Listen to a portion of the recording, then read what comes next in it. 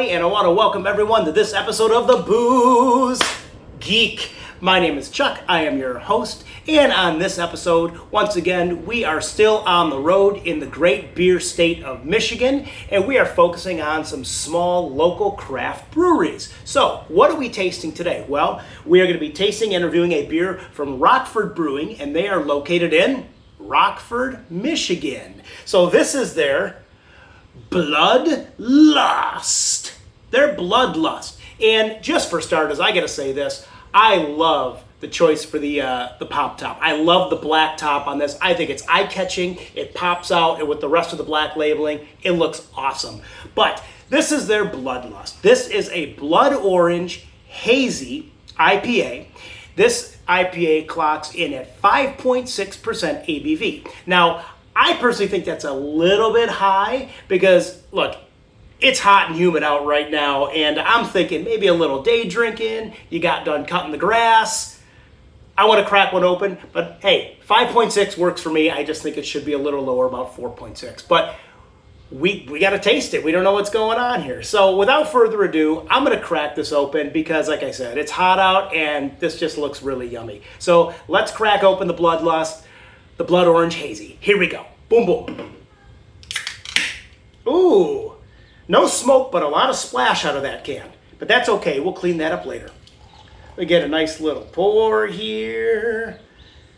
Looking good so far. What do we got here on the color? Well, we're looking at just over 1 finger veil of carbonation, which is just off white, and it does actually have a orange hue to it.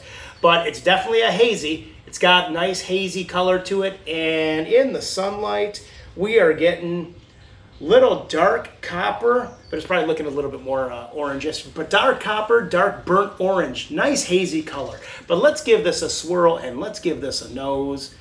This looks like a good beer, but we'll save that till after. Here we go. Well, let me give this another swirl here, see if the carbonation dissipates a little bit more.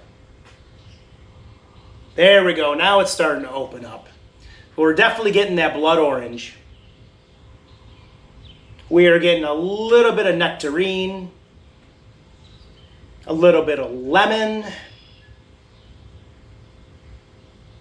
Some tropical notes in here too. Kind of seems like we get a little bit of pineapple as well. Maybe some slight melon. But, I mean, it's got some nice balance. I'm going to say this, I wish the aromas were kind of bumped up a notch, but what aromas are there have some nice balance. Obviously, the blood orange is outweighing everything else. But let me keep swirling this. I want this one to open up, and let's give this one a sippity sip. Here we go, the Bloodlust. I sound like a vampire right now. Bloodlust. Ah, here we go.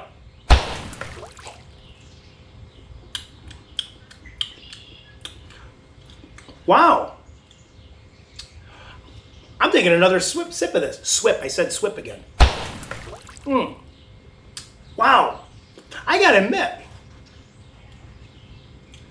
I mean, okay, let me just start this way. It's a light body beer. Okay, we'll start with that. Definitely cool, definitely refreshing. It's light, it's crisp. However, sometimes when you get these blood oranges or just, you know, fruit beers, the fruit is so overbearing, and this one's not. I mean, you're getting a malty beer backbone with the fruit on top. So I'm getting the blood orange, but it's not killing everything else. I mean, I'm getting the blood orange. I'm also getting a little bit of lemon. That nectarine is coming through. And I am getting a little bit more tropical notes than I thought. I'm getting a little bit more of that pineapple. I'm getting a little bit of the mango. I'm getting a little bit of grapefruit coming through.